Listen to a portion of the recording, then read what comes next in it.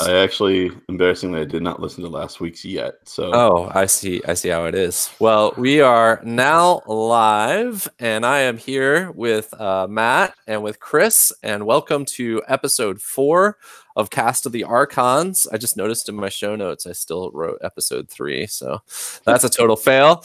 But this is, in fact, the 4th episode of Cast of the Archons, and when you get to 4 episodes, you might be a real podcast. So, yeah, we're the real stuff. We'll see. Audrey, unfortunately, had to work tonight, so that's unfortunate. We definitely miss having her, but don't worry, she will be back. She has not been fired, as you can tell. Chris returned. And we are a Keyforge live cast the Archons. So, you guys excited? Always. yeah, I'm glad to be back. Deep dive. So this week we have Chris. Chris, you want to introduce yourself briefly for those who have never listened or watched before? Sure, yeah. My name's Chris. I'm out of San Diego. Enjoying the game a lot. I have a good sort of competitive background, and that's what the angle I try and bring to the show, the spike, if you want to use the Magic terms, which is an odd place to be in this game, but I'm enjoying it. So, yeah, you're super helpful in that respect. Matt, go ahead. Hello, my name is Matt. I'm from Northern Ontario up in Canada. I don't have a Magic history whatsoever. I've never played the game. I basically only have been playing competitive card games for a couple of years, and mainly only Star Wars Destiny. So this is kind of the second card game that I've kind of taken seriously, and I'm very much enjoying Keyforge. It's maybe slightly more casual so far than Destiny has been, but yeah, I'm very much enjoying it and having fun hanging out with the community and you guys. So thanks for having me on the show. It's been a lot of fun hanging out with you guys.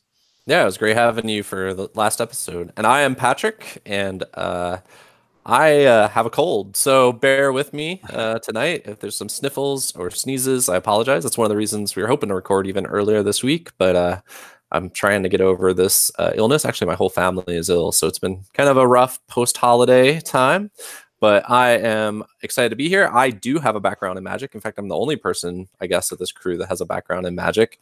I'm a little bit of a gray beard, as they say, in that respect, and that I played a lot more Magic in its early years, but like most Magic players tell you, you can never truly leave. So every now and again, I dip my toes back in.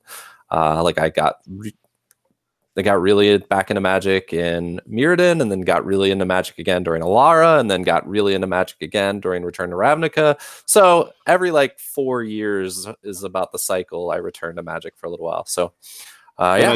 I just realized something. Are you going to be slated to play the young Richard Garfield in the making of the Magic movie? Because that resemblance is it's not there. I don't know how I feel about that. Why, thank you. I'm going to take it as a compliment. Richard actually shops in my store, so I'm going to take it as a definite compliment and say that Richard is an attractive man and leave it there. So he's in the latest Magic commercial even. So oh yeah. All right. Cool. Well done, Chris. Way to put me on tilt right off the bat. So this episode, we're going to be covering a bunch of things. This episode, we're going to be covering the news, which there's almost none of. And then we're going to be talking about what we've been playing. Then our big main topic this week is going to be the ready, the draw, and the forge a key steps. What's interesting is, well, I think you'll find it really interesting how much information or content we were actually able to mine out of those 3 very basic, simple, near automated steps of the game. And then we're going to be talking a little bit. Chris had talked about 2 weeks ago or 2 episodes ago some of the infinite combo issues that were popping up in the game, and we had promised that we would get back to that later, and so this is the later. So I'm excited to talk about what infinite combos mean for the game. Are they a problem for a game that's built like Keyforge is, or who knows? So that'll be a really interesting topic. Then we're going to be talking with Matt about the secondary market, because there's never been a game like this with a secondary market. And so it's really kind of interesting to watch. And so we want to talk about that a little bit. Then Chris is going to probably surprise us with even more wacky deck names. which I am half excited and half fearful to hear. And then we're going to close out. So that's this episode of Cast the Archons. I know last episode we went a little bit long, but there was so much content in the last episode. It was hard to keep us moving. There was just so much to talk about, but we'll revisit some of those topics later. So starting off with the news. Have you guys heard any news from the land of Keyforge in the last 2 weeks or so? Not I. Nothing official. Nothing official. Have you heard anything unofficial you're allowed to talk about? No, there, I guess I just mean like things have happened in the world of Keyforge, I suppose, but nothing from FFG. I guess is what I mean by that. Yeah, absolutely. Yeah, in fact, I searched their Twitter account and a bunch of other stuff just looking for any kind of new news, and I couldn't find much.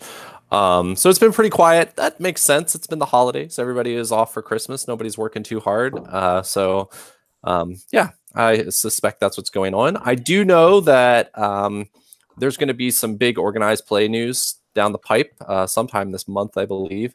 So I'll be excited for that. And then we're up to 429,000 plus decks that are now registered. That is a lot of decks that are registered. And most of my decks still aren't registered. So who knows how many decks are out there in the wild that nobody has even registered yet. So that's very impressive.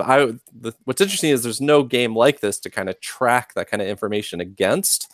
But it feels very, very impressive. And that is, we all know, with product availability issues. So one can only imagine what that number might look like if product was in stock everywhere. Yeah, much like you, I have one unregistered decks as well. Yeah, I have one of my 24, 25 decks registered. So there's like more shadow decks. Plus 25. Yeah, exactly. Yeah. And then yeah, so that's kind of what I know of for news. For me, sorry, just to comment on that. For me, as a fan of FFG games, because I dabbled in X-Wing, plan on hopefully getting back into it casually sometime this year.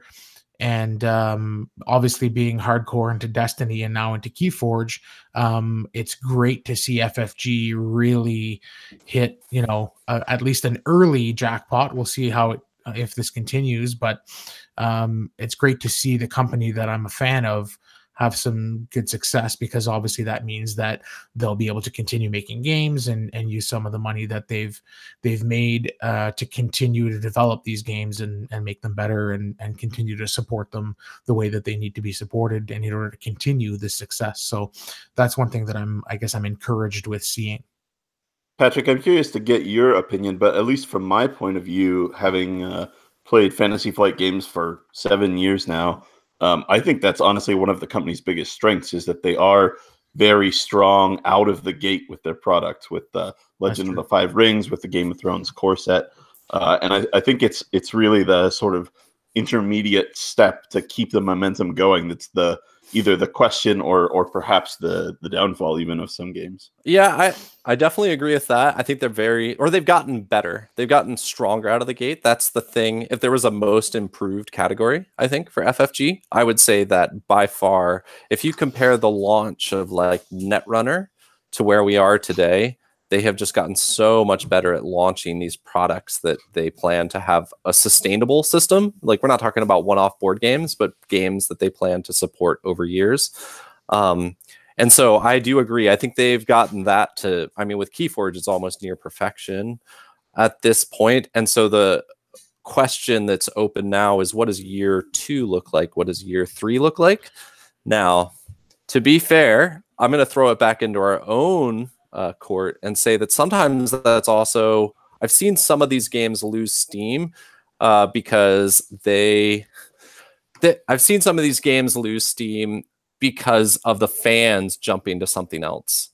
Sure. And so it's also on us to stay consistent and not jump to the next game that gets released. Yeah, it's really interesting because that, I think, sometimes gets put in different places.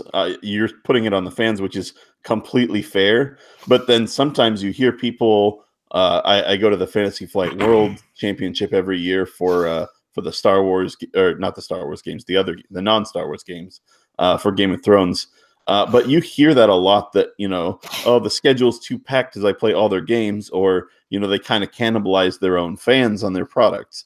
And so that feels like kind of a chicken and egg thing, where it's like, is that Fantasy Flight's fault for making really good products that people also want to play?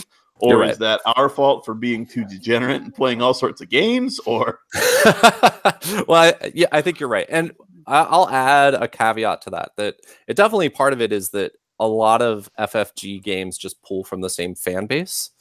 However, I will also say that I think that Destiny was a game that came out and pulled from a completely new fan base. I saw, at least within my store context, people who hadn't really bought FFG products before coming in for Destiny. In fact, that was a point of frustration because Destiny had so much product availability issues that a lot of people, FFG fans are used to that. But people who hadn't played FFG games were like, what do you mean I can't get more Destiny? So it was kind of a new experience for them. And then Keyforge, I mean, just running this cast, interacting with the fans, it seems like every player thinks that every other player has their background, and it's just totally not true. More times than not, if you are playing Keyforge and you're an X-Wing player, you're sitting across from a Destiny player, and then next to you playing a separate game is somebody who played Magic, and across from them is a Netrunner player, and down the way from them is somebody who only played board games and never played any collectible game before. I guess mainly due to the accessibility of the game, right? Yeah, I think so. And so I see this a lot on the message boards and stuff, where there's almost this assumption that everybody is like me. And yet, as I at least have interacted with the community, Keyforge has the most diversity of backgrounds I have seen. And that's actually one of the reasons I really wanted to cover some of the more basic topics in this cast that we do compared to some of the other podcasts. And it's interesting because I feel like that's been both a blessing and a curse. On the one hand, you get really cool things happening. Like I just saw in the Facebook group earlier today that there's a Women of Keyforge group forming. Yeah, and it's how cool is that? All women, and it's very awesome. And we have a woman on our cast, which is super cool. But then on the other hand, you get kind of these people who they're new to card games or new to the experience of collectible games like ours, and so they have kind of the same foibles that many of us have dealt with, and kind of removed ourselves from years ago, that like, oh, everything that beats me is broken, or really basic rules questions and things. And it's important for especially people like us and people on other content producing areas to stay positive with them and make sure that they're still welcomed in the community and realize that we were there once, and we shouldn't kind of push their questions aside or laugh at them too much. When they ask these questions. Totally agree. People just be patient with each other and help each other out. And that is what will keep the community strong and positive long term, instead of going down the route of toxic. And I didn't even know about that Women's of Keyforge group. That's awesome. I was really involved. In fact, my store hosts, one of my stores hosts Lady Planeswalker Society, which is the Magic version of that, and has just been such a huge positive impact on the Magic community. So I was already like kind of longing for something like that to exist within the realm of Keyforge, but obviously I'm not the right person to launch something like that. So I'm really excited to hear that's going on. So we'll have to add that into the show notes, a link to that Facebook group to let people know. That's fantastic. Definitely. So cool. Any other news you guys can think of?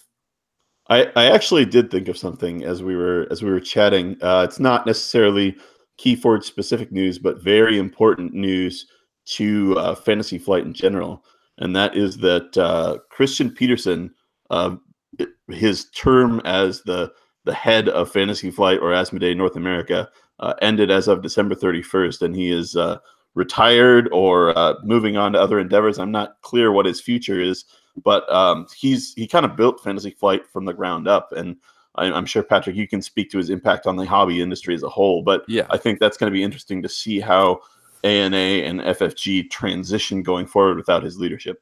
I think what Christian really did is took games that we call like thematic games or whatever and made them much more commonplace at the table.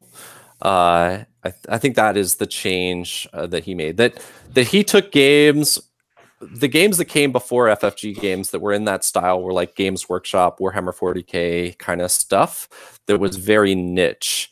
And I feel like what Christian did is he actually drew that that thematic feel into a realm where it was much more accessible. Still not to the accessibility that we're now starting to see with Keyforge, but much more accessible than like, you know, a Games Workshop game was.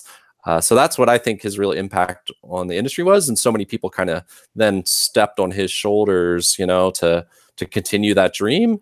And I'm actually really excited for the future too, because I know Steve Horvath is taking over there. And Steve's he's got such a great heart. He kind of, one of his many hats at one point was running organized play. And a lot of the things that we like and enjoy about organized play and Fantasy Flight games are kind of his dream and his brainchild. So I'm pretty excited to see what's ahead for us with Steve at the lead now too. So yeah. Yeah. Anything else? I think that's I was going to expand on that a little bit, that I think that's a really great point, that games like X-Wing, where you see people get into the heads of an X-Wing pilot and they get to, you know, do all these maneuvers and things. Those sort of things were not, you know, people wouldn't have bought that 15 years ago. And so I think it's really neat to see sort of the progress that he's created in the industry as a whole, and that's something that he's shown that companies can put out and their games will be successful, and hopefully we'll start to see more of that impact going forward, and kind of like you said, standing on his shoulders. Yeah, you know, it used to be you would hear those kinds of games referred to as Ameritrash, and you don't even hear that term anymore. And I do think it's partially because FFG games have just become another, like those style of games just become another kind of board game. And now you even see like a lot of the newer Eric Lang games and stuff are melding those styles. I could go on about board games for a long time though, and that's not relevant, but I agree. That is big news that Christian's stepping down, Steve is stepping up. And I am excited to see what is ahead. Cool. So that's what we got for the news for today. Like I said, not a lot going on the last few weeks. So Chris, what have you been playing lately? On Keyforge? I haven't been actually had a chance to play a lot of Keyforge over the holidays. I've been busy traveling and things. I intended to teach my wife and maybe my daughter, but I had not gotten the opportunity to do so, unfortunately. So I've been kind of failing on the what have you been playing front. But hopefully I'm looking to get back into it. There's a sealed event every week at my local game store, so I'm hoping to jump back into those. It's funny, the last two that I did, the first one I ended up with a library access deck, which we'll talk about later, spoiler alert, and then kind of crushed people. And then the second one I did, I got an absolute dud of a deck and went 0-3. So it's kind of the great fun of Keyforge is what you don't know what you're getting, and like if you don't like it, you know, some people are, you know, kind of off the game because of that. But to me, I think that's cool that you can have such disparate power levels. And then, you know, if you don't like it, you're not out. You're out. I was out 3 hours and $10, whatever. Like that's not the worst thing. That's cheaper than a movie still. So. Yeah, absolutely. I know that my friend that I've been playing against, who had that Ramirez deck that was like the bane of my life, he bought a deck for his brother and went to Florida for vacation for Christmas holiday. And whatever deck he bought his brother is even more OP than that deck. And so he said he can't win against his brother. And I'm just like, he keeps sending me like chat messages and I'm just cracking up laughing. I'm like, see how it feels? Like, so yeah, you never know what you're going to get when you open a deck. And that's actually part of the fun. And also I think why, even though we have enough decks, we still are always tempted to buy more. So cool. It's like the mystery box. It can be anything. It is. It's truly the mystery box. Well, I've been playing a decent bit with my wife. One of the cool things, I should have brought them over. Maybe I'll grab them later. But one of the cool things is for Christmas, my wife got those Art of War Keyforge tokens for me for Christmas. And so those are super slick. I really like them. They come... they're laser etched and they come with like the paper over it. So then I like painted them up a little bit before I peeled the paper off. And I have been enjoying playing Keyforge with those. And I've been just trying out some different decks. I had like a disc deck I played today that like had 0 removal. And also my wife is quite good. She wants to make sure that I don't like say that I lost just because I had a disc deck with 0 removal. But like she was just totally crushing me with Mars. But I was having fun playing with that deck. I saw, every time you play a deck, you're like, oh, there's like a completely different combo here. And so that is what has been really fun for me. And I've been teaching more people. My son started playing and he's only 6. He kind of plays open-handed, but he's been really excited to play. Oh, and I played another friend of mine in a game where, I just keep losing. I really shouldn't be hosting this cast now I think about it. Every game that I can think of over the last 2 weeks, I've lost, and usually lost by a single turn, but I lost like many, many, many games. And I think part of it too is there are a couple of decks I have that I know are really strong, but one of the things I want to do so I can talk with some knowledge on the cast is play lots of different decks with different cards. So I've been trying lots and lots of different stuff.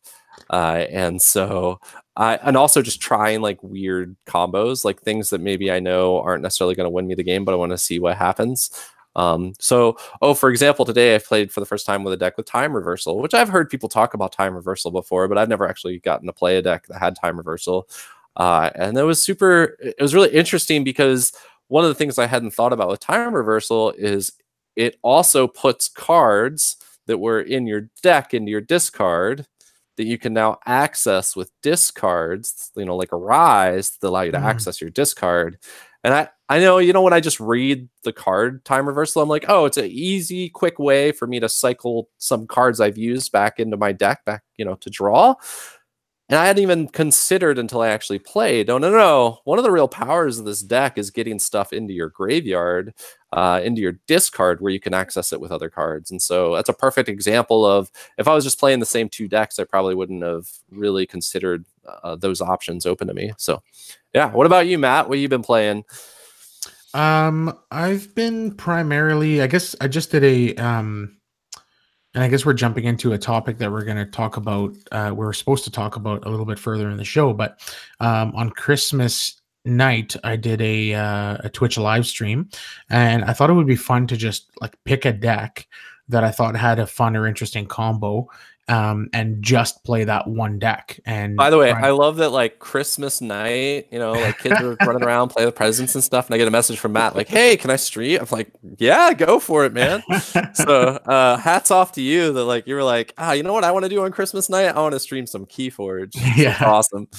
Yeah, well, I thought that was a really cool idea doing the one deck. Sorry, go on. No, cool. So yeah, so what you guys might not know about me is my job as I'm an ambulance dispatcher, and so we don't close at Christmas and we don't close at Boxing Day, because if you're sick or hurt, you still need an ambulance.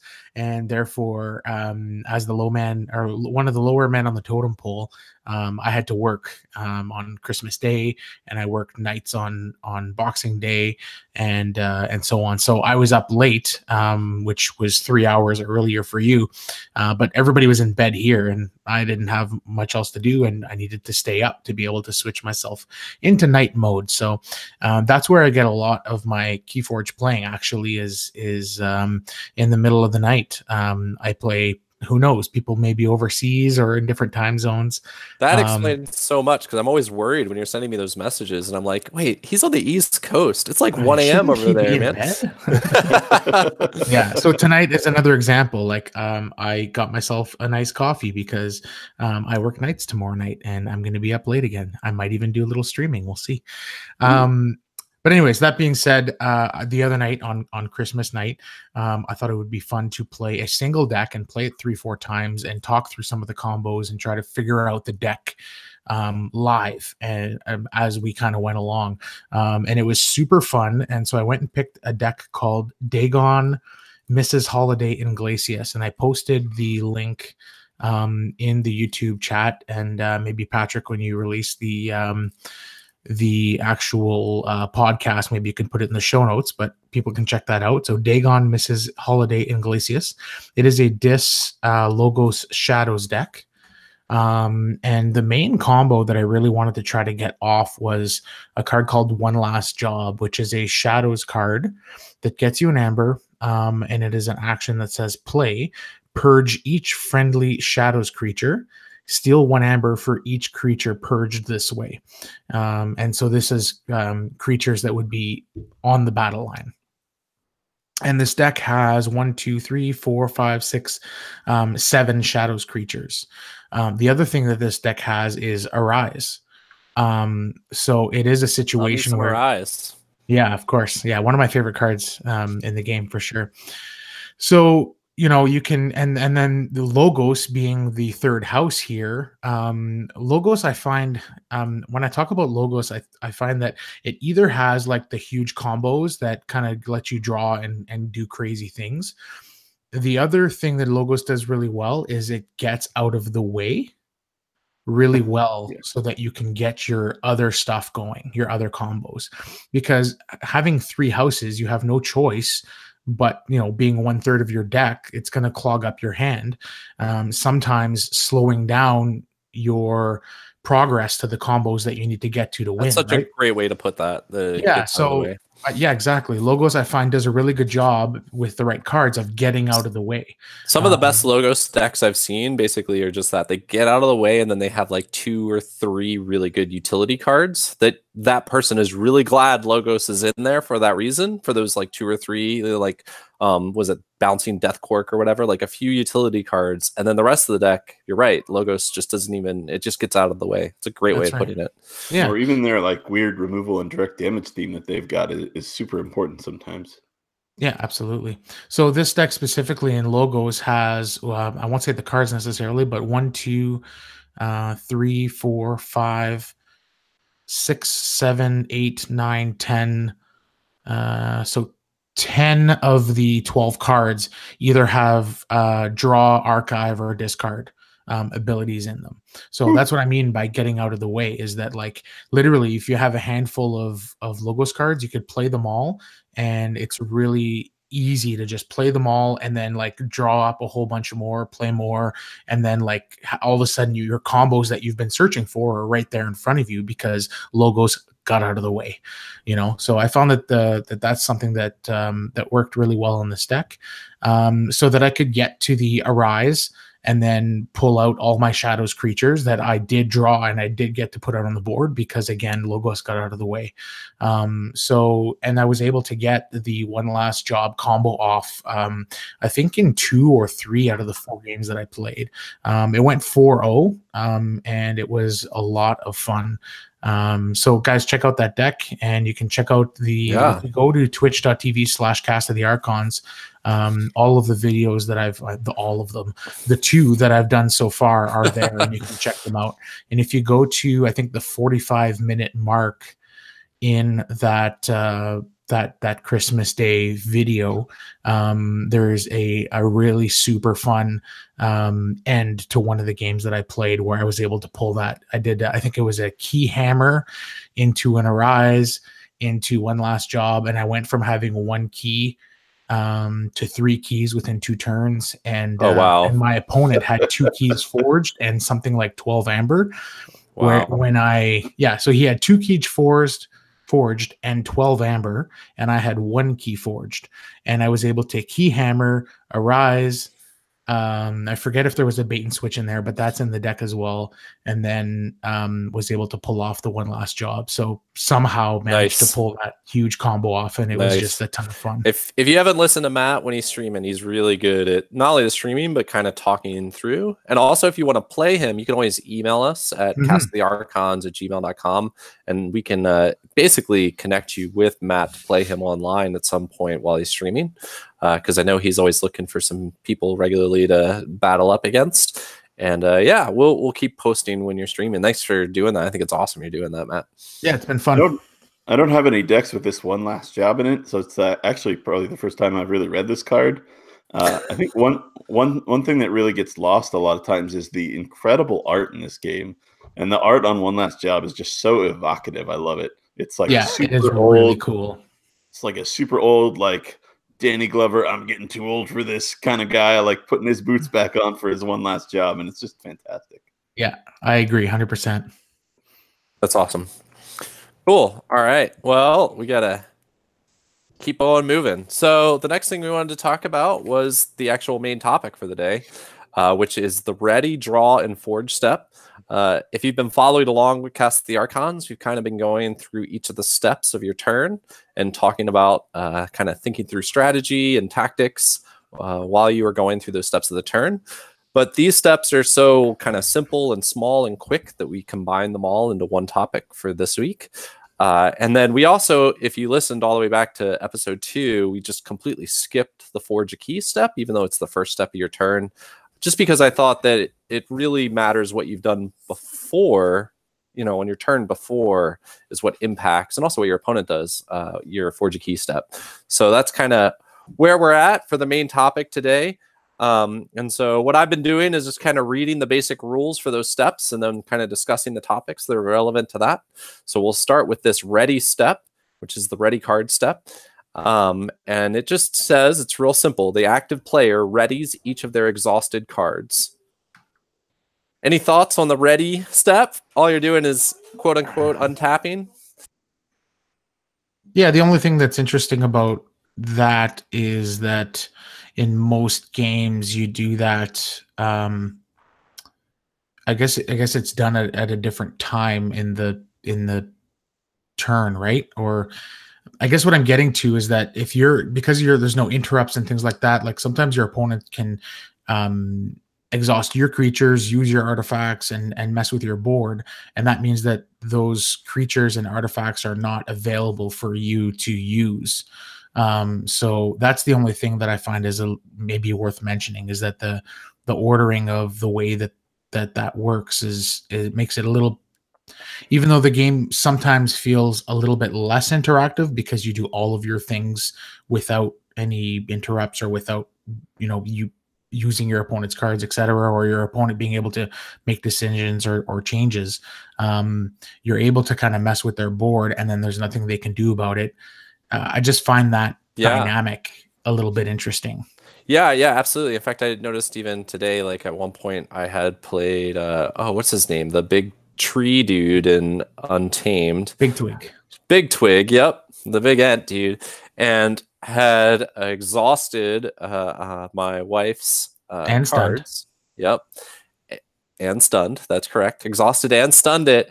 And then when she got to her turn, she was like, "Ooh, I forgot to untap or ready this creature." I was like, "No, that happened during my turn, so it's still down." And so, yeah, that's a huge impact on the game and something to really remember. And sometimes Magic players, they just see that, exhaust a creature thing and think, "What's even the point of that?" until you really think through the mechanic and what it's doing. So it's a really good point, Matt. And then another thing is, again, related to that, is don't forget that this comes before the draw, only in that I could potentially, well, I don't know. I guess in tournaments, even if you accidentally started drawing, people would be like, no, you need to untap your stuff. But yeah, I mean, generally, like right, Magic, people don't let you skip untap. So yeah, I exactly. don't think it's something to really worry about too much. I don't probably think not something to worry about. Gotcha moment. But is there? Keep in mind. I do think it is an underrated aspect that that you do also. You guys are talking about creatures, but I found that cards that use your opponent's artifacts really can sometimes absolutely mess people up, and a lot of times I found that people don't even understand that it actually, when you use their artifact, generally it exhausts to use its effect. That's a very good point. Not only do you steal the effect, you take it away from them for an entire turn. And in fact, I have done that sometimes just so they can't use their artifact, and I'm sure you guys have too, where it's like, it's not about me getting that artifact's power or effect, it's just that I don't want them to use that artifact on their turn. It's a great point. Looking at you, Lash of Broken Dreams. Yeah, exactly. Oh, Lash is going to come up big here. So that's the ready card step. Then we get to the draw card step, which I thought we might broaden out to some bigger topics as well. But the draw card step says the active player draws cards from the top of their deck until they have 6 cards in their hand. After a player completes this step, their turn ends. If the active player has more than 6 cards in hand, they do not discard down to 6. So pretty straightforward there. That you draw up to 6, and that's your hand. And if you have more cards, which can happen a lot through things like library access, or for example, anything that's going to pop a bunch of cards back into your hand, you can often end up with more. And then there's also cards like Mother that are going to change how many cards you're able to draw, etc.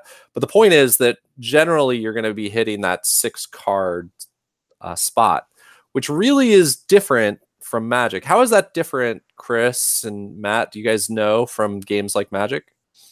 Yeah, so in games like Magic, or even the game I play, Game of Thrones, card advantage is defined by cards that actually say draw a card on them, or ways of out-tempoing your opponent. Whereas in Keyforge, the draw is limited only by the number of cards that you choose to play on your turn. So it's almost the reverse. Slow your roll there, Chris. Slow your roll.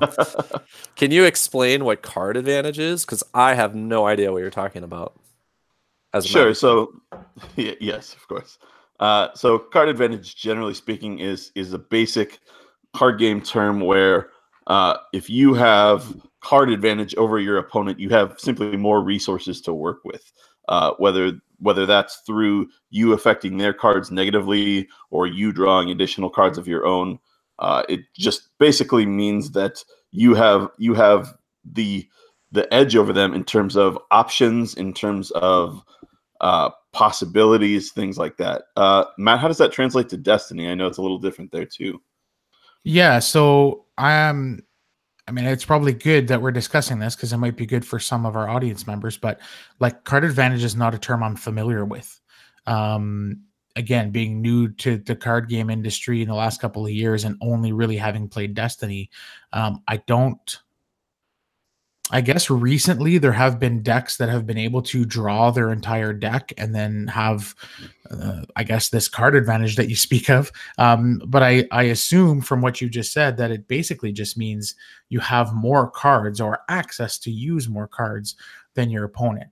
And therefore you have more tools and more combos and more ways to interact with your opponent. You have more answers to what your opponent's trying to do. I assume that's what if you want to kind of sum up what card advantage means. Am I kind of on the ball here? You're right on the ball, Matt. So yeah. Card advantage is all about having access to more cards and thus more options and more resources. It can also mean the power of a card. In other words, if I have a card and I am using that single card to take out 2 or 3 of your cards, I have gained card advantage because I have used a card, which is a resource, right? To get rid of 3 of your cards, which is also a resource. Now, in games like Magic, you are only drawing a certain number of cards per turn. And so when you lose that kind of resource, it's hard to replenish that resource, okay?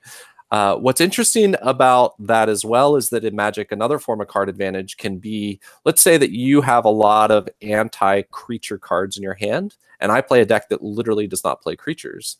Well, I have gained card advantage over you because I've made a bunch of your deck basically dead. That's the card advantage that Keyforge more uses, and in fact uses that as the resource of the game. Because when you are playing a house, you are effectively saying that these other 2 houses are dead cards now in my hand, and that becomes those cards effectively, that card advantage effectively becomes the resource to play the cards that you're now playing. I don't know if that makes sense. It's a little complex, but understanding card advantage can be really important. How is Keyforge different than games like Game of Thrones and Magic, though, Chris?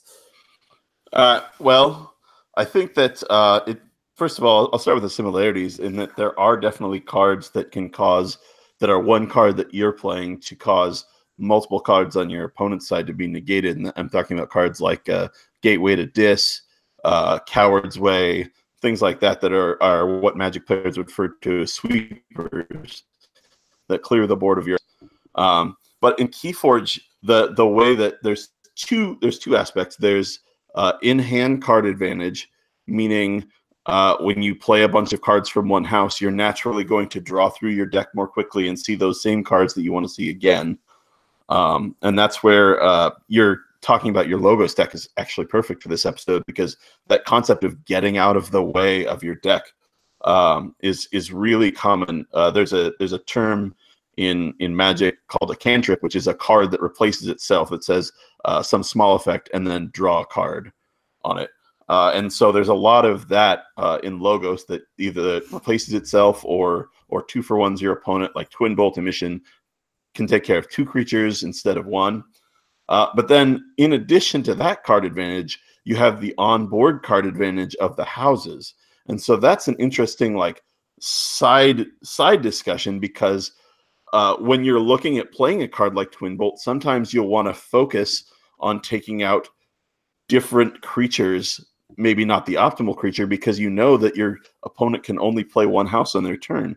So if you take out, say they have a somewhat lesser Brobnar creature, but then they have a really strong Brobnar creature, but then they also have a really strong Logos creature. If you take out that lesser Brobnar creature, it's lessening their card advantage on their turn, because they're only going to have 1 creature of that house to use. Whereas if you've taken out the Logos creature, even if it's better than the Brobnar creatures, they still will have more actions on their turn to use. Yeah, so maybe another good way to sum that up is I've noticed that I think about that a lot when I play a card like Nocturnal Maneuver, where you can exhaust up to 3 creatures. So your opponent may have, let's say, 2 of each creature on the board. Well, do you want to go 1 from each house? That's probably a decent thing to do, because then it leaves them with only 1 creature to use when they choose whichever house they choose. If they have 3 Logos and 3 Brobnar, and exhaust all 3 of their Brobnar creatures, you're still giving them access to a really good Logos turn, right? Because all 3 of their Logos creatures are left standing.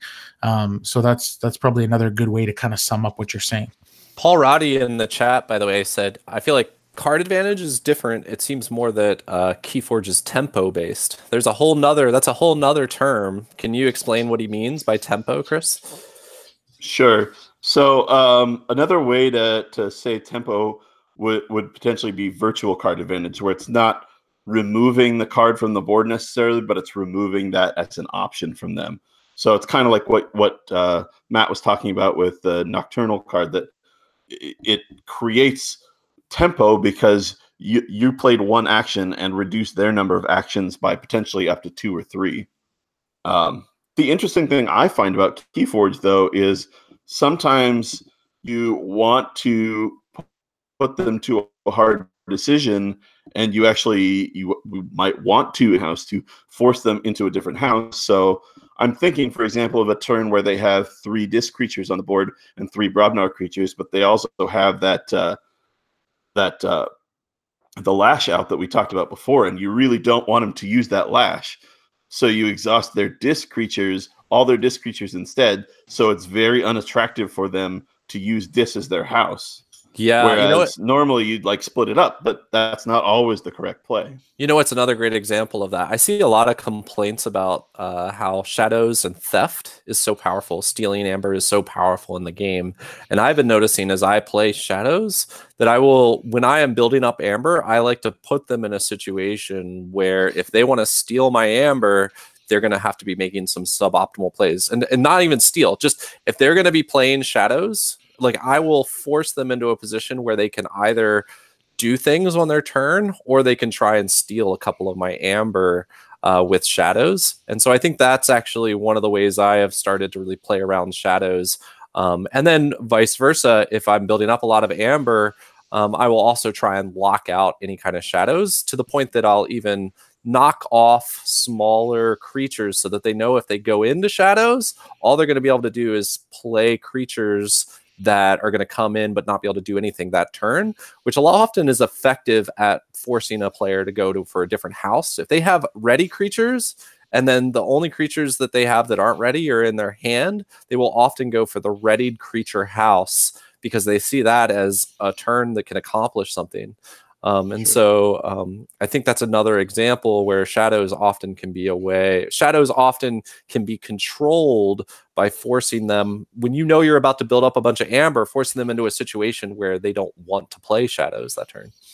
Yeah, a mistake that I see a lot is when when a player does kind of what you were saying is they want to keep you off your key, and so they'll play do practically nothing but exhaust their Lash of Broken Dreams. And to me, okay, they're stalling me forging my key by one turn, but basically they're trading a whole turn for one turn of not forging a key. Meanwhile, in the turn that I didn't forge a key, I still gained more amber. I still gained maybe more card advantage. I gained more tempo. I was able to play different cards. I did a whole bunch of stuff that they didn't do on the turn where all they did was, stall me. Absolutely. Yes, definitely. Absolutely. That's definitely the case. I think that's a great point. And So that and Paul's point combined to go back to the real thing that people need to keep in mind when they're playing this game is creature combat is really secondary in this game. It's important only in that it creates that card advantage that we're talking about. It is not the goal of the game itself like it is in Magic. Whereas Keyforge is literally a race, and people don't play it as a race nearly often as they should. And I think that's kind of to the detriment 100%. of the players. So yeah, I've won so many games where I have 3 keys forged, 2 creatures to their 8-9 creatures, and like I won. So clearly that person put way too much emphasis on board control.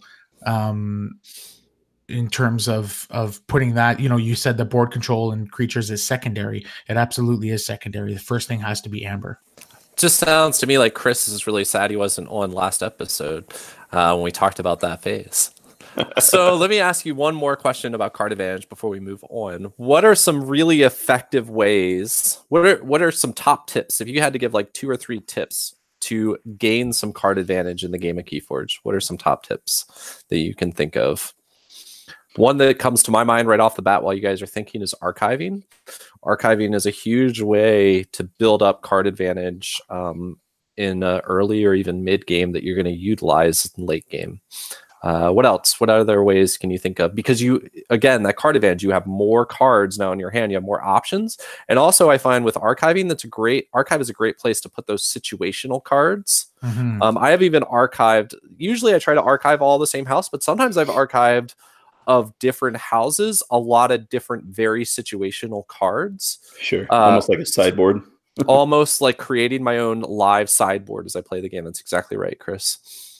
Yeah, that's very cool. One thing we didn't talk about and I think it's really relevant to card advantage is the fact that there is no such thing as decking yourself or getting milled in this game. Like when you run out of cards, all you do is shuffle your discard into your deck and you keep on going. You're just one topic ahead of us. You're great. That's exactly right.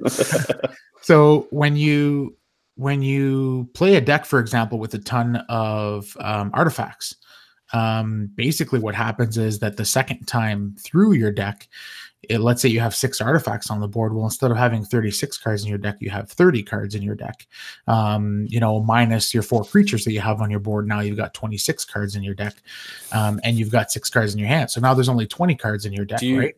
Do you know what that's called, Matt? Since we're educating people. Yeah, please. I'm the greenest person here in terms of. Oh, awesome! It's called thinning your deck. So you are thinning your deck. It's actually very common in Magic to play cards that are fetching. For example, if you're fetching a bunch of land out of your deck, which is the resource in Magic, into the game, that means that every card you draw, or the likelihood of the cards you're going to draw each turn, are cards that do things, which you call gas. So it is very common in games like this, and that's one of the powerful things you can do in Keyforge. Like you said, anything that's a permanent that you're going to put down the table is going to stay there. After you cycle through your deck, you're more likely to be drawing into those action cards and those cards that just create amber just by being played the second time around. So you're exactly right, Matt. Thinning your deck is another term. Man, there's so many terms we're going to be teaching you guys on this path over these years. Yeah. And it's so interesting because card quality in itself can be card advantage.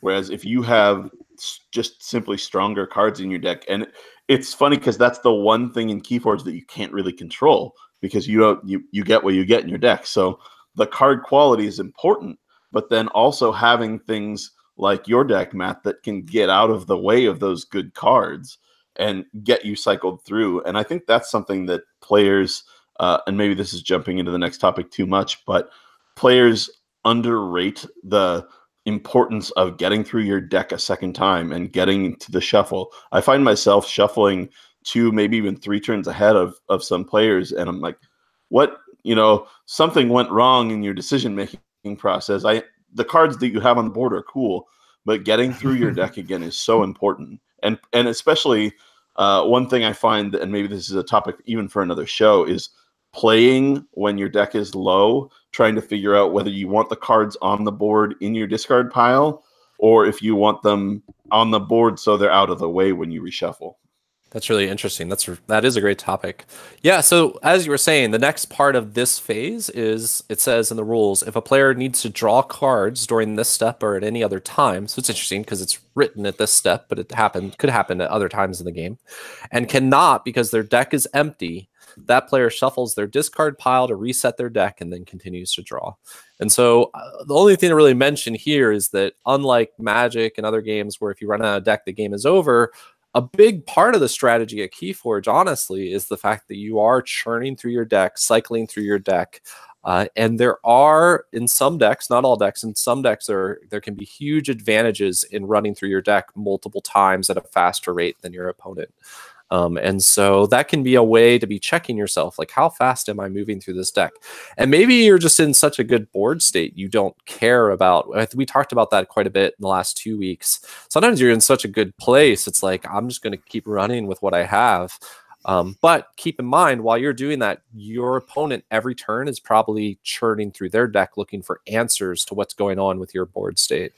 And that's why another way that card advantage can be used in games like this is to give your opponents cards. You'll see that sometimes as a cost for cards. I can't think of anything in Keyforge that does that yet.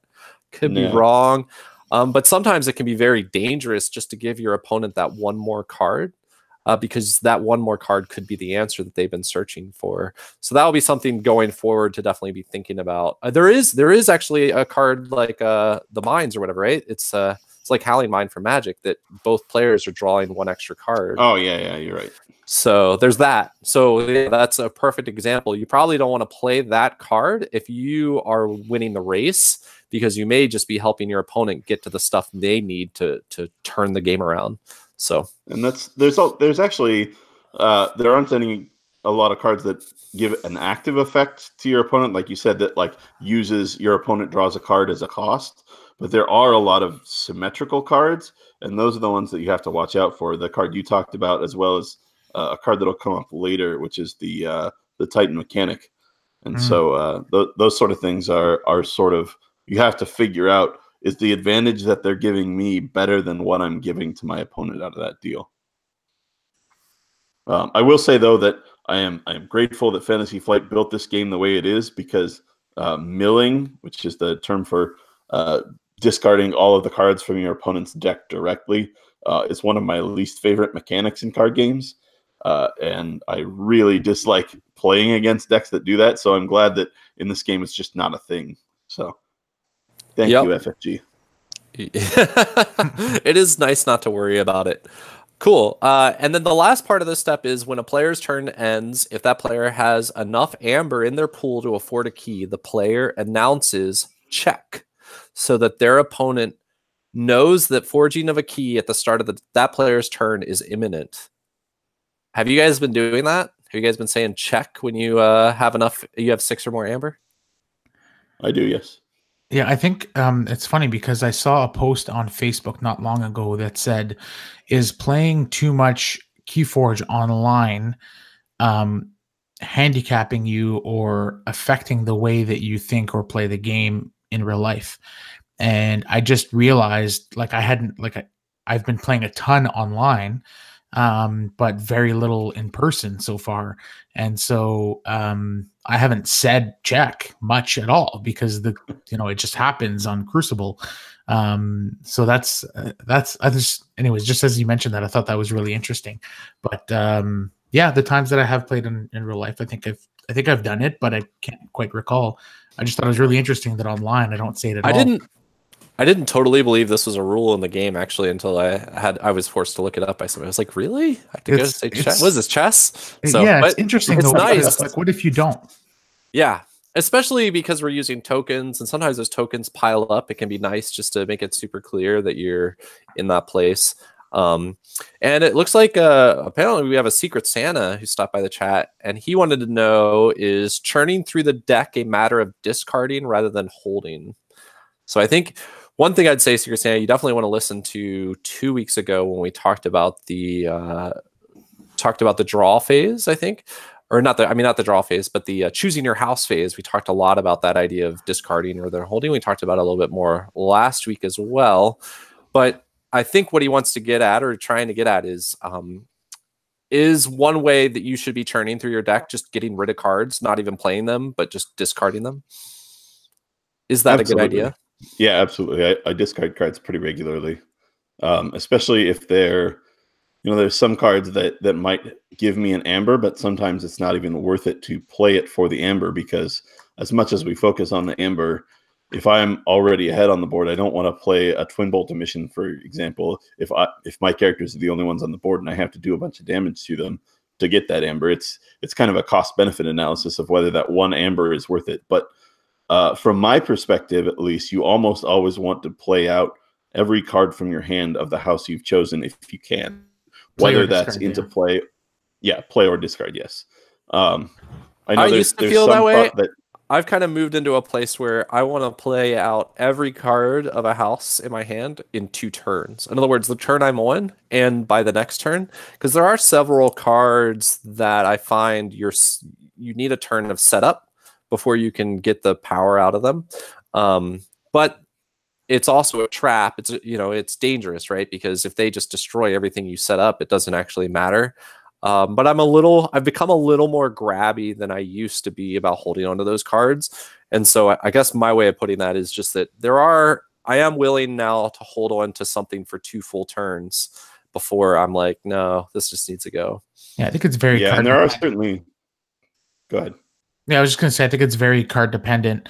I've went 5-6 turns just holding on to bait and switch because that card effect is just so powerful. It's literally, if played at the right time and played properly, a game-winning card. Wouldn't you rather archive that bait and switch though? Wouldn't that just be beautiful? Yeah, of course, if you have that option. Sure. But I get some decks that have this hardcore archiving that Patrick talks about, because I have none that do this. Man, I have some a lot of archive cards, but not to the amount where I can count on it as a strategy. But I think Matt's point is well taken, that there's very specific cards that you want to hold back and that are exceptions to the rule that I just mentioned, that are so powerful or such a situational effect that you want to make sure you have them when that situation arises. And I think that goes back a little bit to the card advantage discussion as well. Sometimes if I have a disc deck with gateway to disc, I might play a turn and play all my other disc cards, including disc space cards, including creatures and stuff, but hold back that gateway to bluff my opponent that I don't have it, and then that will cause them to overextend into the board, and then I can play it for a more devastating or more card advantageous effect. Yes. Again, I think that we really get deep into these topics in the last 2 episodes, so I don't want to spend too much time there. But I will say, Chris, have you even played Mobius Scroll much yet? Because that's an archive card that's so good. I don't think I have. And the Mobius beauty of it is it Scroll keeps coming back. It just keeps coming back to do again. Oh, do man. it again. I need to find a scroll deck, apparently. Yeah, apparently. All right. So we're going to move on to the Forge a Key step, which is the final step we were going to talk about. And I'll just read this. This is actually the very first step of your turn. And it says, if the active player has enough amber to forge a key during this step, they must do so. To forge a key, the active player spends amber from the amber pool on their identity card, returning it to the common supply. Then that player flips any one of their key tokens over to its forged side, indicating that the key has been forged. One thing I really emphasized there was that fact that you must forge a key. Why does that matter? Why is it so important that you must forge a key? There's a few cards, and I'm going to blank now on the name of it, but Khalifi Dragon? It's one example. Yeah, sure. Like cards that require you to have X amount of amber to play. Mm-hmm. So Khalifi Dragon is one. Troubadour is another, although I don't think you need a certain amount. But the one I'm thinking about is It's a Logos card where when you forge a key, you give the rest of your amber, whatever you didn't use, to your opponent. Do you guys recall the name of that card? Yes. Let me look it up here. But while I'm looking, Pardon? while I'm looking, I just that was what I was going to say is a card like that. Sting is another one. Yeah. Let me. Interdimensional Graft is the card. If an opponent forges a key on their next turn, they must give you their remaining amber.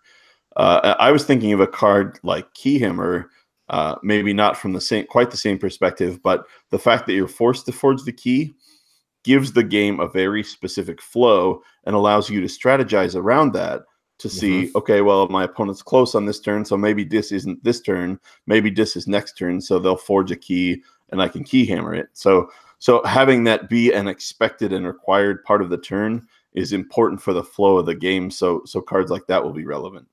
Definitely agree.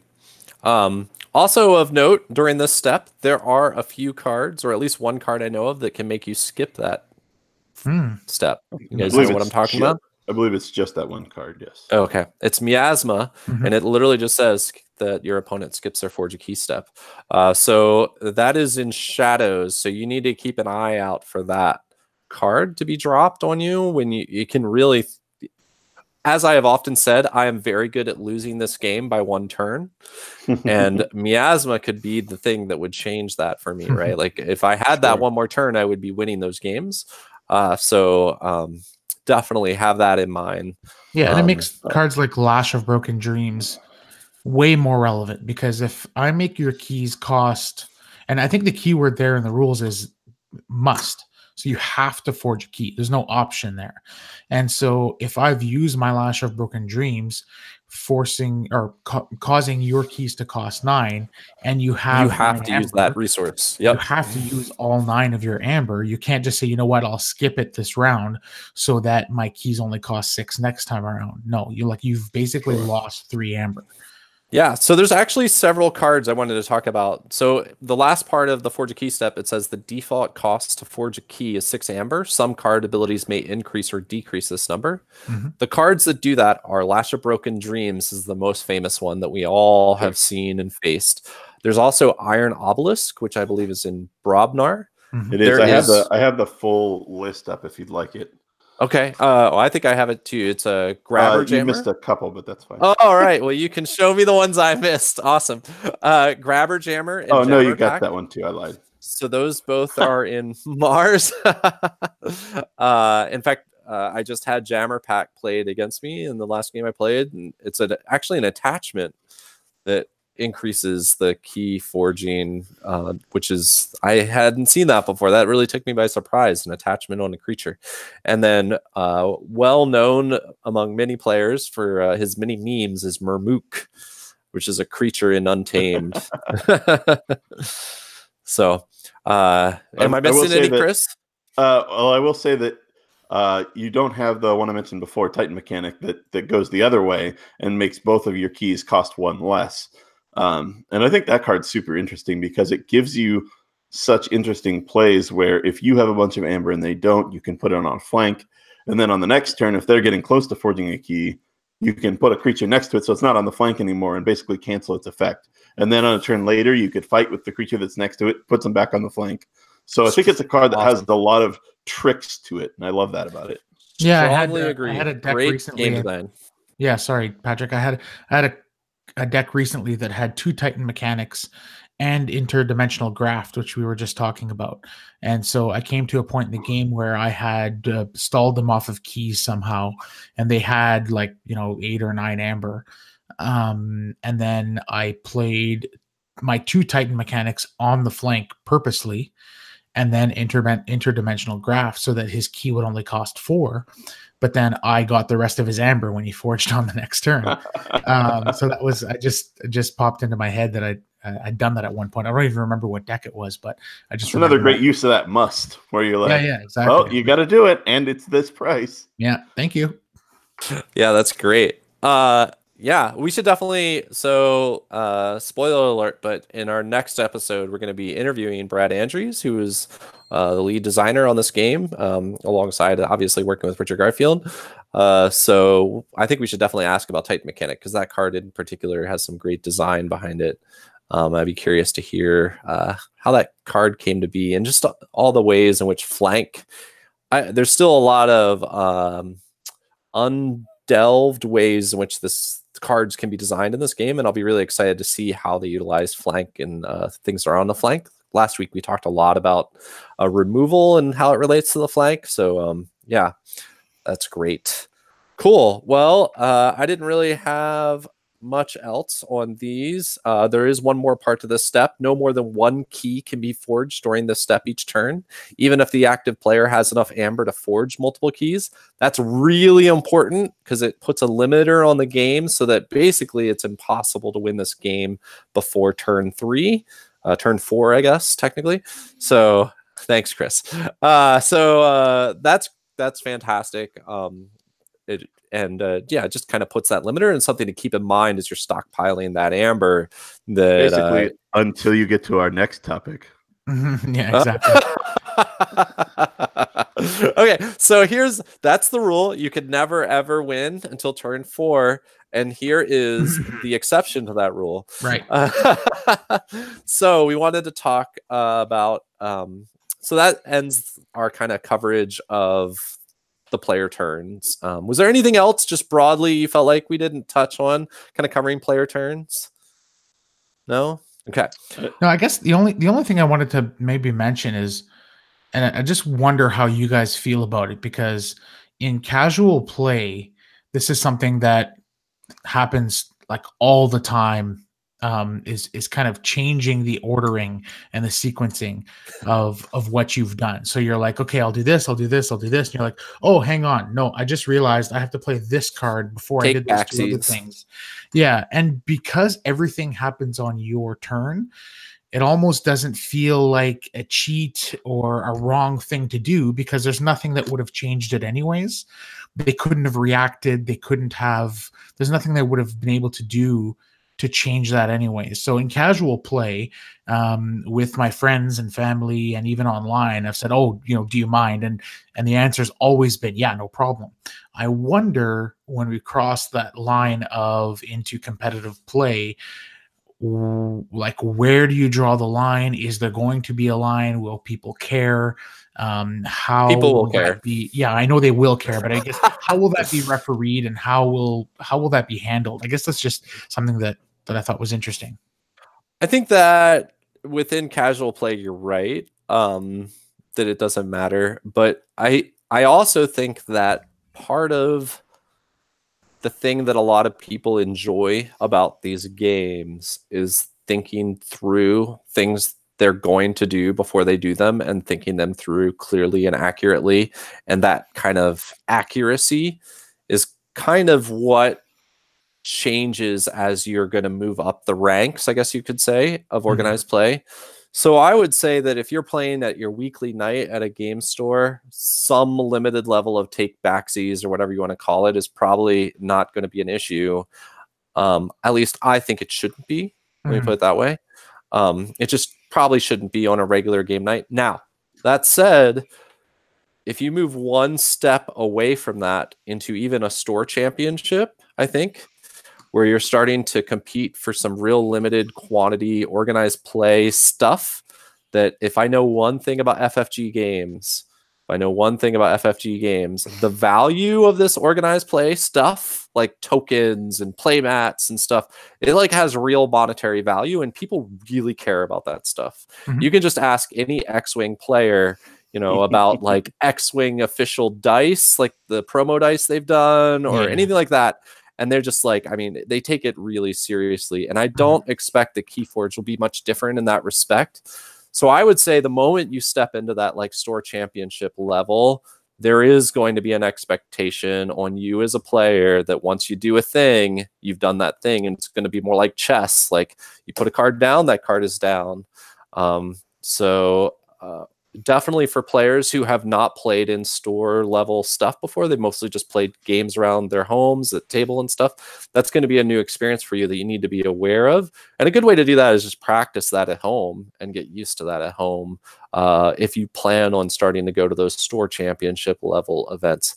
That said, I don't think, in my opinion, the best, as a store owner, in my opinion, the best weekly nights are weekly events where everybody is kind of helping each other get better, rather than weekly events where everybody's trying to just tear each other down. Because usually those weekly events are where kind of friendships and camaraderie and that kind of relationship of improvement can come from. And so I would say that if you're going to a weekly event and you are forcing new players to kind of not be allowed to improve their game just because they made a mistake here and there, I think maybe you should do kind of a heart check there and think about, is that really worth it? What's really important here? Especially because, as we talked, everybody has it's just amazing to me how people just assume whoever they're playing against has played Magic.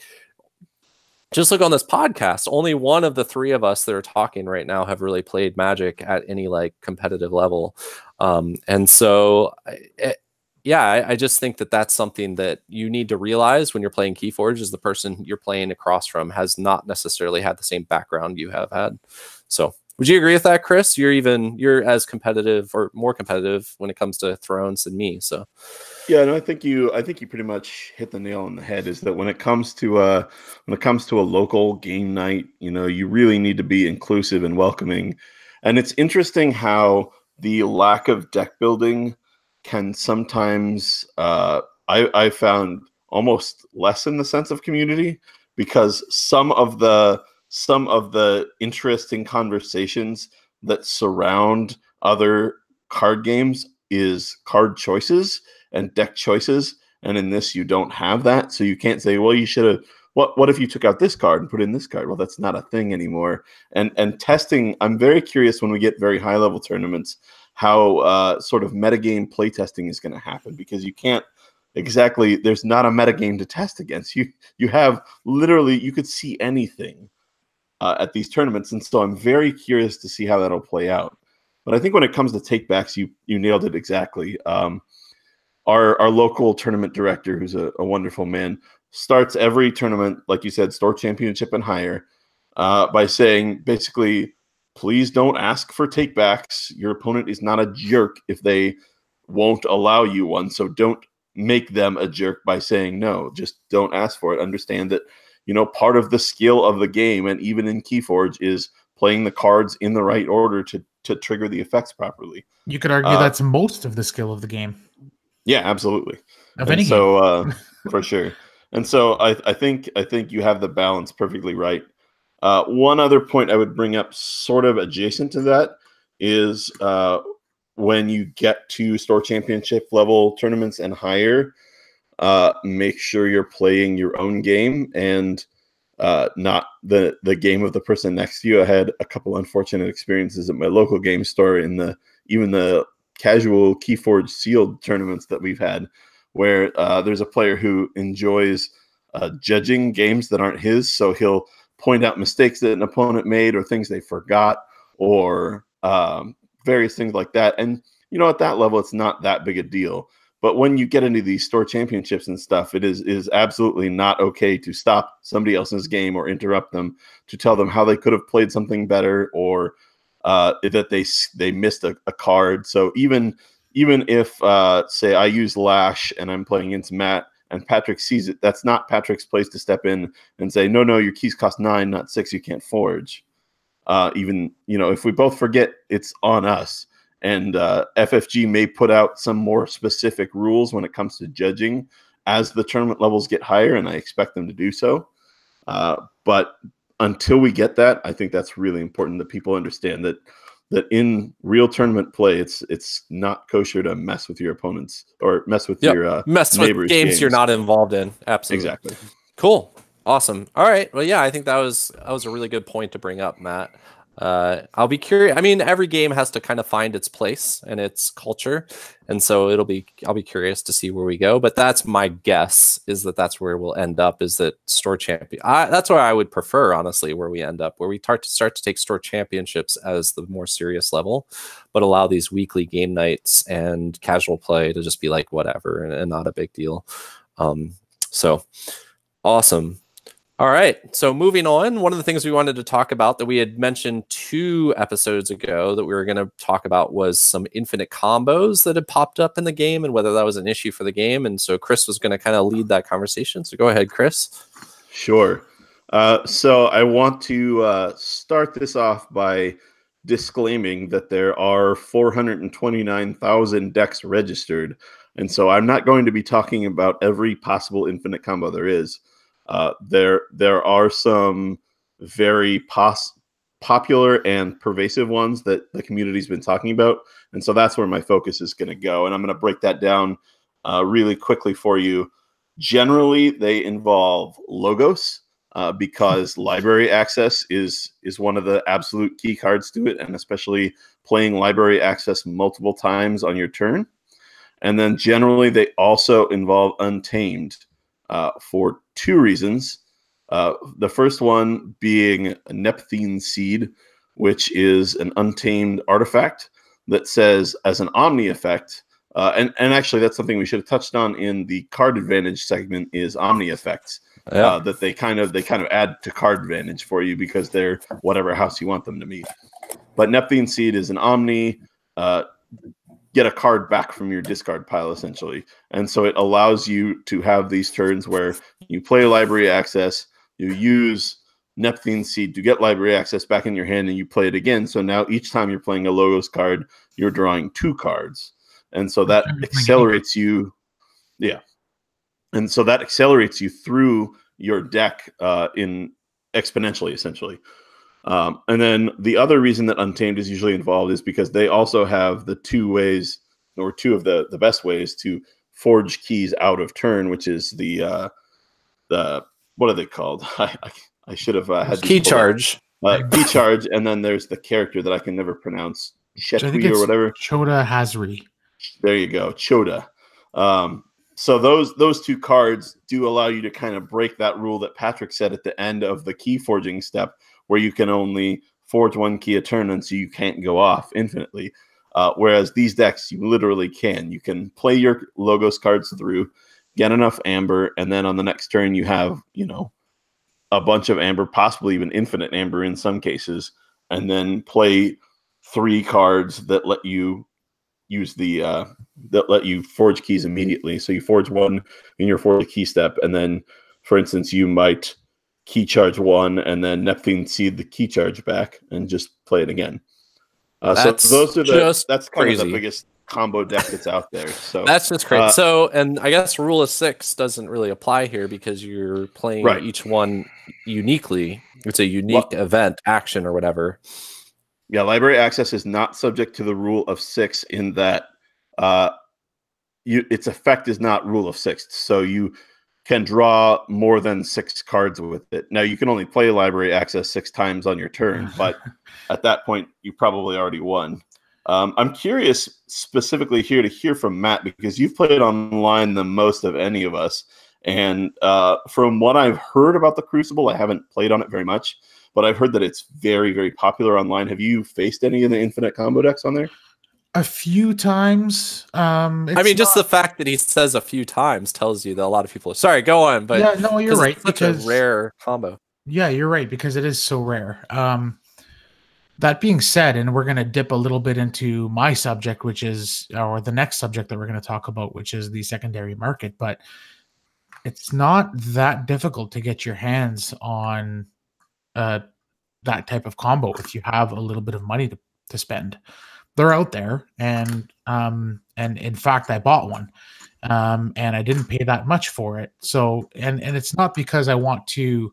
Matt, how could you?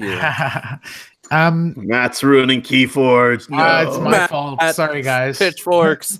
And you know what? I don't play it online because I don't want people to just get upset. And to be honest, it's not that much fun to play. it was more of a collector's thing. Like my goal in this game right now is to collect kind of one of each of the types of decks that there are. I really want a bear flute deck. I want a time traveler deck. I'd like a horseman deck. I don't have one. I wanted one of these combo decks just to have one and like to play with a buddy and say like, check this out. Look how like crazy this is, right? Because it's silly. That's a really cool goal. I hadn't considered collecting in that way. So yeah, like that's collecting really the archetypes or like the big archetypes of season 1 of this game. That is a really cool way to collect. Yeah, so that's kind of what I'm going after. And I was able to buy a deck with NEPNC library access, and it does have phase shift, but it doesn't have a way to forge a key out of turn. You know what, Matt? You just really woke me up to like something really cool about this game. So one of the things about normal card games is because the meta is always evolving, your decks are always evolving. And so a deck you play now is not the deck you play in the future. But in Keyforge, it's like when you collect, say, those archetypes like you're collecting, you're almost collecting a snapshot of the game as it existed in 2018 that you'll have forever, which is kind of a cool thing. Yeah, you're right. So whatever it is, I mean, there's a handful of different like super fun cards, and like for example, the one we talked about in my deck a while ago, One Last Job is one of them. I really would like a key abduction deck that has like a battle fleet or two that is able to kind of pull off those crazy combos. Those are the types of decks, whether it's horsemen, etc. Anyways, I just think that's an interesting and fun way to approach collecting this game, because there is no such thing as collecting every of anything in this game because they're practically infinite. Anyways, all that being said, I haven't seen a ton of it online. I have come across it a few times, and in those moments, I am curious and I ask the person, "Do you own this deck?" Not because I want to be, a jerk and I don't want to accuse them of XYZ. I'm just curious, like, is this a deck that you own? If it is, great. Like, play it all you want, but don't expect people to be super hyped about playing against you. Anyways, all that being said, I'll be curious. I don't play it online because I don't want to get into that situation. So one of the things that Brad talked about in the Crucible cast was two things. Was that there's going to be these chain bound events that actually every store level event is supposed to be chain bound soon. So that's interesting. But also that there's going to be these kind of power level limiting events that decks gain a power level, and that certain events, there's like an expectation that I can't remember if it was a cap. Was it like you could only bring a deck up to a certain power level, or was it you needed a deck at a certain power level to enter that event? Whatever it was, that's like another entry point that they were planning on working with. So I'll be curious to see if these like infinite combo decks are somehow limited by these external factors of the game that are official, which is kind of a new thing, I think, for any game. We've never had, there are, I guess the closest you get to is like Magic has a ban list, or Game of Thrones has a restricted list or whatever. But that's never gone at the level where it's like this deck. And it also doesn't translate in gameplay. They're not literally banning these decks. They're just making them very hard to play. So if you can figure out a way or a scenario in which you can still play that deck despite the handicaps that they're putting on it, I think that's interesting. And I also think that it's interesting that it's far more subjective than any of those like restricted and banned lists. The card either is or isn't in the environment. Whereas these, that there's levels, there's layers of that possible nerfing. And so I think that'll be interesting to see how that plays out from Fantasy Flight's perspective. Yeah, I'm really curious to see how this all, I'm starting to understand their dream and their picture, but it hasn't encountered the real world yet. And so I think we'll all be discovering what that means in the real world. I would encourage everybody who's in the Keyforge community to not run around like the sky is falling as these announcements are made, but instead let's just kind of see what it looks like. And the cool thing about this is that I think FFG can and will be responsive enough that if it's not as fast as we'd like, I could see them being like, these are the rules for season 1, and then we move into season 2, and they're like, okay, we kind of needed to change how that works for season 2. So yeah, because again, there's so much we're kind of discovering. So regarding infinite combos specifically, I found somebody that did the math on it in the Facebook group, and this is as of the middle of December. And he says that 0.88937% of decks, so less than 1% Way to go, of Matt. the 429,000 decks have both Nepentine Seed and library access. Wow. And then the number goes down considerably when you start adding other cards. So if you add a key charge to the equation, it goes down to 0.333%. So saying that the infinite decks are going to take over the game, they might take over and win a specific tournament, but there's just not that many of them out there. Yeah, I'll be curious. Well, I'll be curious to see what that looks like as we move into a more competitive world going forward. Yeah, and just one comment too, and especially when you're playing online, and if you spend a little bit of time on Facebook and Discord and with the QForge community, you do see a handful of people complaining. And this is something that I talk about in life a lot in general, is that the people, or not the people, but the negative subjects always get a lot more airtime and a lot more attention than the positive ones. So even though you see a handful of people complaining or discussing these infinite loops and the negativity of some of these decks, or the negativity of so many people, quote unquote, playing all of these decks on Crucible, the reality is that although these people are the loudest, they're definitely not in the majority, and the sky is not falling, as you said, Patrick. Yeah. It's not. I mean, I'm not concerned. I mean, I did get annoyed here and there. You play a game against one of these decks, and it's slightly annoying, but it's not like I'm at the top table of Worlds. And if I was, that deck probably belongs there anyways. So, well, and also the way metas work is that if one deck starts to dominate, then there may be a counter to that deck that we aren't fully aware of yet that could rise against it. And so people will start playing a bunch of artifact hate decks, right? Yeah. So, I mean, we just don't know what that could look like by the time we get there. Cool. You wanted to talk briefly about the secondary market, Matt? Like, what did you have? What were you thinking about there? We touched on it a little bit and how I'm approaching it. It's another kind of topic where people have maybe done a little bit of complaining, not necessarily complaining, but I've seen people ask questions like, isn't it against the spirit of the game to go in and buy? I don't know even what that means. When people say that, they're like, it's against the spirit of the game. Like, I don't even know what the spirit of the game is. Like, it's like the unwritten rules in baseball. Yeah, I think what they're getting at is, we talked about this in one of the episodes about how Richard really loved those early days of Magic and the exploration factor that existed there. And so part of his design at Keyforge was to rebuild that.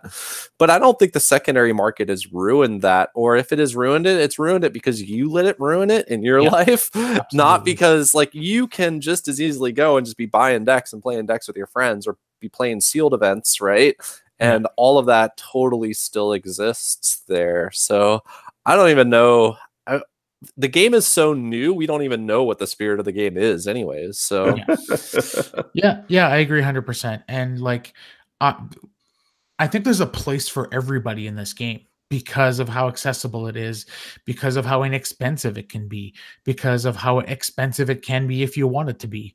Like, you can go and buy boxes and boxes, and maybe the discovery of that perfect deck for you is part of the fun for you. And maybe spending hundreds of dollars, if you can afford it, to find that perfect deck is great. Maybe you spend tons and tons of hours online, like I do, just like searching for decks. And there's a bunch of people selling decks with spreadsheets, and a bunch of websites like Toy Wiz and Bytown Traders. I mean, there's tons of these of places you can go online to just search decks, and those websites just depress me, actually, because like, all right, so there's a few decks that I have an idea of what I want. Like, there are cards I would love to get, but I also really enjoy just opening decks and buying them. So I would love to just open the deck that has that stuff in it But the fact that I can go to some of these websites like eBay, Toy Wiz, and all those and search through a huge list of decks and still not find the deck that has the stuff I want does not bode well for me ever opening the deck that I want. Like, if I can literally browse through hundreds of decks and not find those cards, I'm in real trouble when it comes to ever opening those cards just randomly. Yeah, and I mean, that's the thrill of the hunt for me personally. Like, I'm talking about collecting these different archetypes of different decks. And I own a few of them now, but I'm still on the hunt for a good bear flute deck.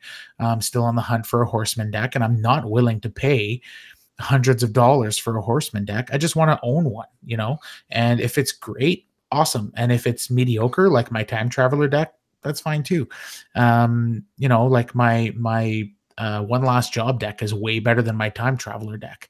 You know, so anyways, for me, it's the thrill of the hunt and browsing through these websites and looking at ADHD scores and then throwing it on into Crucible and trying a few games with it to see if I want to pull the trigger and buy that deck. And that being said, even though I'm browsing, you know, these open decks and buying a few here and there, I have a box of decks coming in from Barnes and Noble in the mail, and I can't wait to get it and open it and discover what I've found myself. Right? Be horribly disappointed when they all have Mars in them. In my case, it'd be Brobnar. That's just my personal experience with the deck, with the box. Every single let deck. me ask you this: what do you guys think? Let's play hot takes for a second. What do you guys think the secondary market could look like 2 years from now? Like, where could the secondary market be going? I mean, I don't think we can answer that without knowing what future sets are going to look like. It's a good point. Not to put a damper on your question, but I think that it's important to figure out, you know, is a new set going to add all new factions? Is it going to add one new faction? Is it going to be will your same old factions deck still but be new usable? cards? Or yeah, it's a good point. Will it combine cards from this first set? Will it be brand new cards the whole way through? We don't actually know. Yeah, I feel like so much of this game is still unexplored until we get to the second set. Yeah, absolutely. Or at least questions that will not be answered until we get there. I do think that the cards that have that special rarity in general will always be sought by someone. For sure. They might not be at the kind of meteoric levels that they are with the $2,000 double horseman decks. But you know, presumably when they make new sets, they'll make new specials that kind of naturally go together. And I think that'll be an interesting question too for our interview with Brad. If it's not on there, I'll make sure to add it. That, you know, how do you look at those cards that either go together specifically, like Time Traveler and Future Self, or ones that you've decided are set apart, like the Masters? Yeah, no, it'll be interesting. Like, what I find about, I guess that the main point that I was trying to make about the secondary market in general is that there's a place for everybody in this game. If you want to just go buy decks and discover and play those decks that you open and buy, that's great. If you want to search the internet or find that perfect deck for you and purchase it and spend a bunch of money, that's fine. And if you want to be somewhere in between, which is where I am, that's great too. So I don't think there's anything wrong with the secondary market. I see people complaining about people gouging with high prices because maybe there's product shortages here and there. Then don't pay it and just wait it out. Do some research, find other ways to get that product. Be a little bit patient. You know, I mean, I think the secondary market is healthy. I think it's healthy to have one.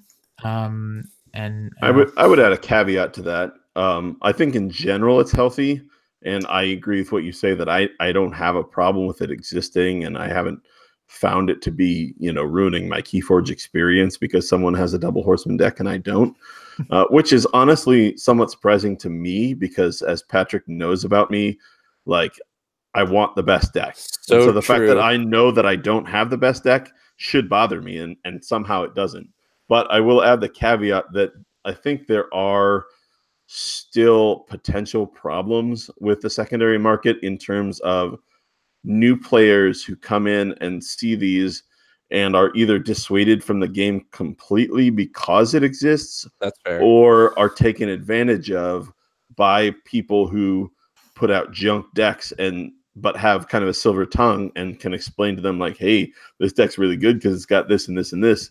Whereas in reality, it's just a normal, boring deck, and they've upsold it so much that somebody pays too much for it. Yeah, don't be that person. I think those are the exception rather than the rule. But I mean, I think it's something that is worth maybe keeping an eye on, or keeping our pulse to as a community. Anytime sure you are adding, those don't have success. Anytime you're adding monetary value, you're going to have people who are going to try and abuse that system, and so that is something worth keeping an eye on to see if it could go in a very negative direction. But let's hope not. Yeah, it's a good point, Chris. It's a good point. One of the problems I have with Magic is people have started to almost talk about cards just monetarily rather than whether they're good in the game. Almost like whether they're good in the game is a secondary value, not a primary value of the card. And I would hate to see something like that happen to Keyforge. So I kind of understand where you're coming from. Hashtag NTG Finance. It's a real thing. There's multiple podcasts that are literally nothing but talking about the financial side of Magic. And I agree with Patrick that it's pretty depressing, to be honest. Yeah. All right. We should move on, but we can explore that. That's a topic that we could just keep tapping into. I'm sure there's the second. I think more than anything, it's buyer beware. Be smart about your purchases. Do your research. And then the people who aren't intelligent and about their purchases and don't do their research, unfortunately, they're the ones that are going to suffer. But realistically, I would just say don't even buy off the secondary market until you've started playing the game a little bit. It's the best way to fully understand what you're getting into before you go and spend money there, for sure. Your idea, Matt, of taking the deck for a spin online, like most of the times the decks are pre-scanned, so you can go find them on the Master Vault and put them onto Crucible. I think that's a great idea to test out. Yeah, I've done lots of it. Great point. All right, Chris, are you ready? Am I ready? Matt, are we ready? Are we ready for these deck names? So Chris has some crazy deck names for us. Matt, by the way, did a fantastic job last week. What was the one? The alcoholic. What was that regrets alcohol. What's that? The outlaw that regrets alcohol. Yes. That was so good. We've all regretted alcohol. That was so good. Well, all right, cool. Let's see it, Chris. Well, after you regret I like the idea alcohol, this is now a competition between the two of you. Maybe we should alternate weeks and I'm into it. I'm super into that idea. We'll see. Me and Audrey can start working on our spit takes. All right, go ahead. So after you regret the alcohol, you have they that disembowels the alcohol. Yeah, I can see that happening. So I guess that's the step after regretting it, is that the alcohol is removed from your bowels via disembowel. That's a word in this. Disembowels the alcohol. Yes, that's great. That's pretty good. Oh gosh. And then after that, we have one. If your name is Martin out there, I'm really sorry. You may want to go after this deck, or you may find it horribly offensive. We have Amazingly Ugly Martin. So, Martin, if you're out there, I'm sorry. It's probably not talking about you. Oh my gosh, it's so good. If you're named Martin, you have to have that deck, because you have to go to an event and just put that deck in front of somebody and be like, wouldn't it? Who would not want to play that deck with? Yeah. Oh my gosh. He would probably be amazingly ugly after. There was just alcohol. The grotesque Patrick. I would be all about that deck. I would have to own that deck. And then you have if you're not super interested in participating in what the game looks like, you might do what this spy does. We have the spy that refuses the metagame.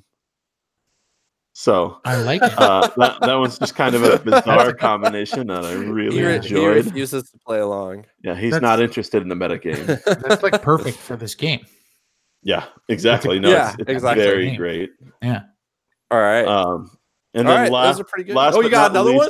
I have many, but he did Oh, 4 last time, so I'm going to do 4 as well. Oh, I see. I see. We have my personal favorite of the bunch, the shadow who carefully shouts at cats.